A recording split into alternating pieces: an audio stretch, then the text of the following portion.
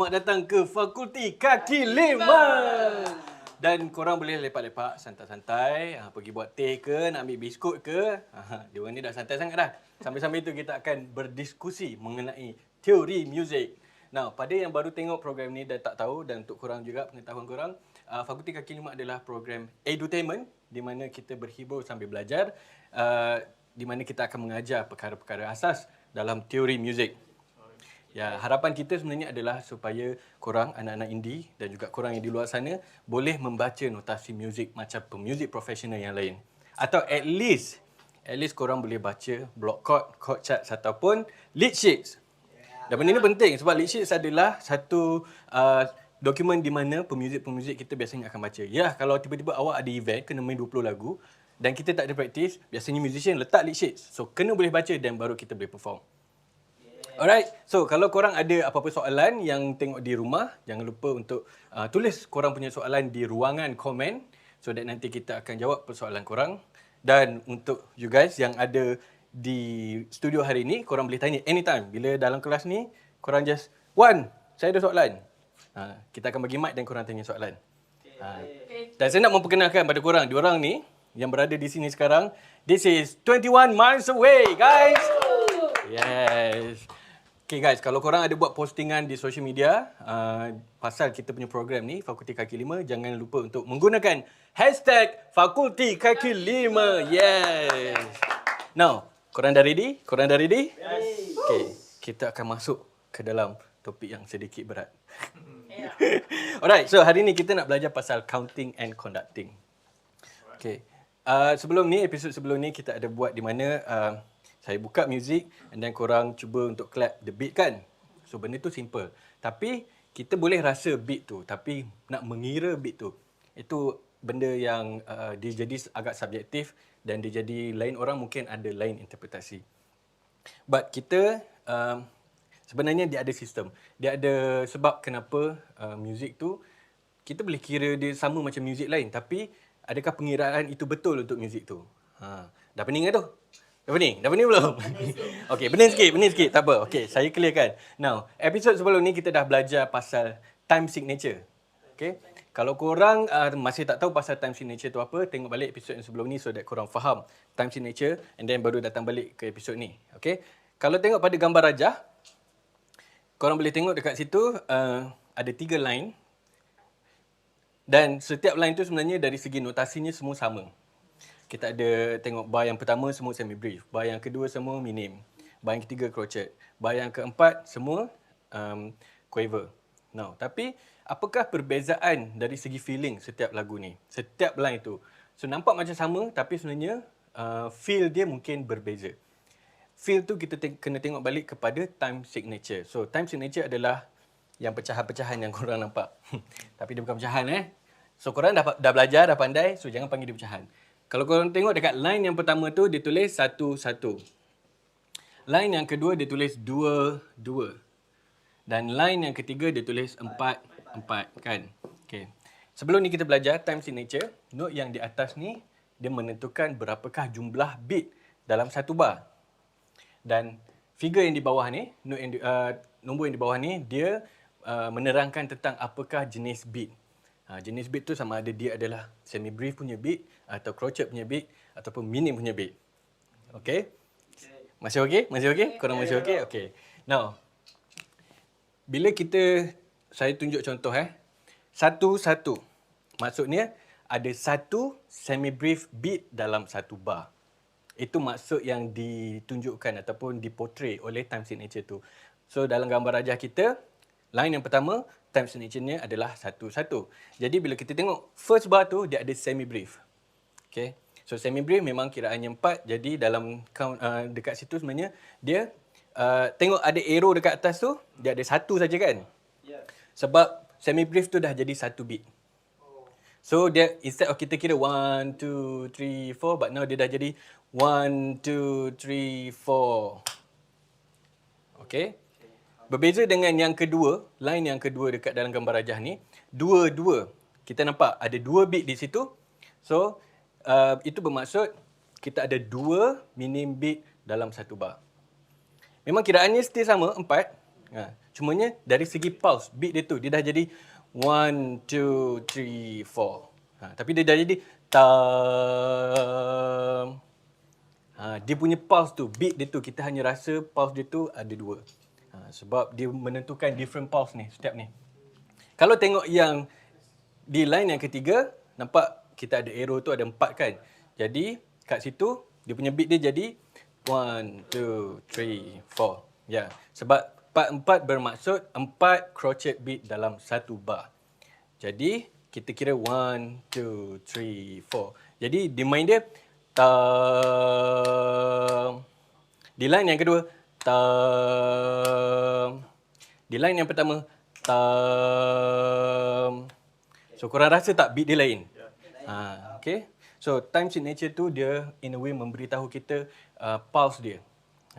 Dia beat lain, pulse lain. Bendanya hampir sama tapi dia lain. Okay. Sebab tu kadang-kadang kan kita rasa kadang-kadang ada confusing orang di mana dia lagu tu contoh band-band hardcore macam band saya sendiri, sekumpulan orang gila. Music tu dari segi flow-nya tu kita dengar dia pulse dia slow. Tapi drum dia degu-degu laju. So diorang biasanya akan kira 1, 2, 3, 4, 1, 2, 3, 4. Padahal dia 1, 2, 3, 4, 1. Pulse dia begitu tapi beatnya boleh dikira lain. Itu perbezaannya. Okay, macam tunjuk contoh di sini. Dan bila jadi perkara-perkara yang macam tu, okay, tengok dekat atas tu, di line yang pertama, korang tengok time signature dia adalah 2, 4. Bermaksud 2 crochet beat dalam satu bar. Jadi sebenarnya bila kita gabungkan semua note-note yang ada di dalam tu, kiraannya akan jadi satu beat lah. 2 beat. So dalam setiap bar tu ada 2 beat. Now di line yang bawah, kalau korang tengok, dia ada 2 time signature ni. Bermaksud di situ 2 minim beat dalam satu bar. Jadi dari segi penulisan, dia dah jadi setiap dalam tu ada 4 kiraan. Tapi kalau kita main sebenarnya rhythmnya sama. Cuma cara penulisannya yang berbeza. Jadi bila kita guna time signature yang berbeza, cara penulisannya juga berbeza. Nah, mungkin orang akan tanya, kenapa kita ada sistem macam tu? Pening lah, kenapa nak tulis berbeza pula bila pakai time signature ni dia dah jadi lain. Pakai time signature ni dia dah jadi lain. Okay. Salah satu sebab kenapa kita buat macam tu, now, kalau orang tengok secara psikologi, yang atas tu, dalam gambar rajah ni, line yang atas tu, mungkin untuk setengah orang itu lagi susah nak baca berbanding dengan yang dekat bawah. So psychologically. Jadi composer bila kita buat lagu ataupun arranger bila kita menulis muzik, pemilihan time signature tu adalah penting supaya kita boleh memudahkan ataupun menyulitkan. Itu semua terletak pada kuasa composer dan juga arranger. Sama ada kita nak memudahkan atau menyulitkan orang untuk baca kita punya muzik. Dari segi rhythm sama. No, muzik tu tak berubah langsung. Dari segi muzik yang kita dengar still sama. Sekarang kita bercakap mengenai penulisan muzik tu. So dia jadi makin susah ataupun makin senang. Sekarang ni boleh follow? Yeah. So video ni dah ada forever dekat YouTube kan. So korang boleh sentiasa always datang tengok balik. Dan always tengok video-video yang sebelum ni so that korang faham betul. And ilmu kalau tak diamalkan dia tak jadi apa. So korang dah belajar sikit-sikit, dah faham sikit-sikit. And then korang kena practice. Tulis je, let's say lah lagu Fly Me to the Moon. Fly Me to the Moon, lead sheet. Ejaan lead sheet begini. Lead sheet. Ya, korang cari Fly Me to the Moon, lead sheets kalau korang nak belajar lagu tu. And then tengok dia punya notasi, dia print benda tu. And then korang kaji balik apa benda yang korang belajar di program Fakulti Kaki Lima ni. And then cuba applykan kepada music tu. Okay, patutlah ditulis macam ni. Sebab dia macam ni, sebab macam ni. Then baru lama-lama korang akan faham. Sekarang ni saya cerita benda ni mungkin dia tak make sense. Sebab ada setengah benda korang kena lalui dulu benda tu baru korang boleh relate. Kan? Diorang setuju. Diorang kat sini setuju. Topik kali ni serius. Diorang pun macam, serius ni. Boleh apply? Yes. Now, sebelum kita habis, sebelum saya nak tengok persembahan diorang, saya kena explain juga pasal benda ni. Pengiraan tentang beat ni. Sebab nanti, di episod yang akan datang, kita akan sentuh banyak sikit pasal benda ni. Now, bila kita ada time signature yang 8 dekat bawah. 8 bermaksud, time signature di sini bermaksud 6 quaver beat dalam satu bar. Sebab 8 di sini menentukan beat tu adalah quaver. So, dia jadi 1, 2, 3, 4, 5, 6. Ni semua quaver. Okay. 6 quiver beat dalam satu bar. 1, 2, 3, 4, 5, 6. Okay, dah betul. Cumanya, dalam time signature yang begini, pulse dia kita akan rasa 2. Kat sini saja pulse dia. So, dia akan jadi 1 and 2 and 1 and 2 and. Okay, so ini kita panggil dia sebagai compound meter. Tapi pasal compound meter ni kita akan sentuh di episod yang lain lah.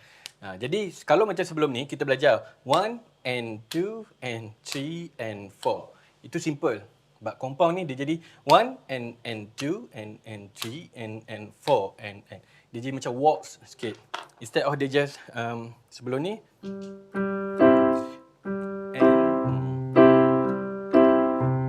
ini simple meter. But compound meter dia jadi dia jadi melayang sikit kan efek dia. Okay, so yang itu kita akan discuss lagi deep di episod yang akan datang. Setakat ni ada persoalan? Dia takut nak tanya soalan. Seriusnya. Jelas lah. Jelas lah. Diorang ni orang-orang pandai ni. Nanti korang kena check out band ni. Sebenarnya diorang ni kerja apa sebenarnya. Korang mesti akan terkejut. Okay? Right. Kalau tak ada soalan, kalau korang ada soalan, tulis di ruangan komen. Kalau tak ada, kita teruskan dengan persembahan daripada 21 Miles Away. Dipersilakan. Yeah.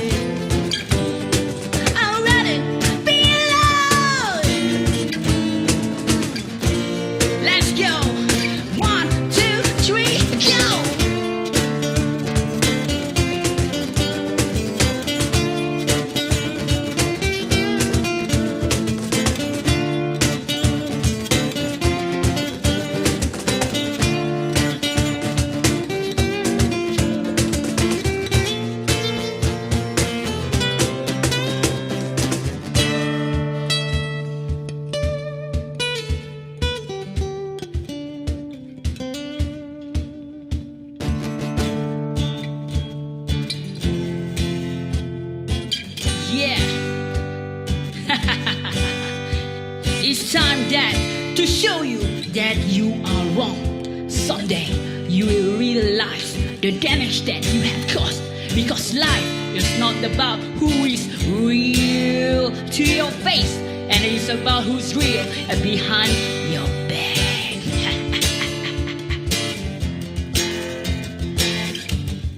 Alright, let's go. And never forget for what you have said. Never forget what you did to me. Never forget for what you have said. I never forget for what you have said. Never forget what you did to me. Never forget for what you have said. What you have said. What you have said.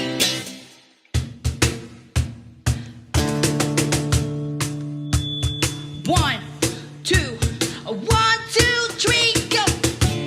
So much pain. I want to forget. It's hard to live. I'd rather be alone. I keep so much pain. I want to forget. It's hard to live. I'd rather be alone.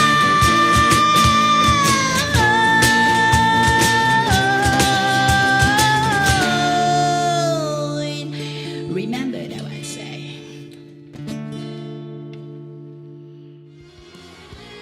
Untuk pengetahuan korang, semua modul yang kita gunakan dalam Fakulti Kaki Lima diketuai dan dipantau oleh Profesor Madya Khairil Anwaruddin atau dikenali sebagai Profesor Budin daripada Universiti Malaysia Kelantan.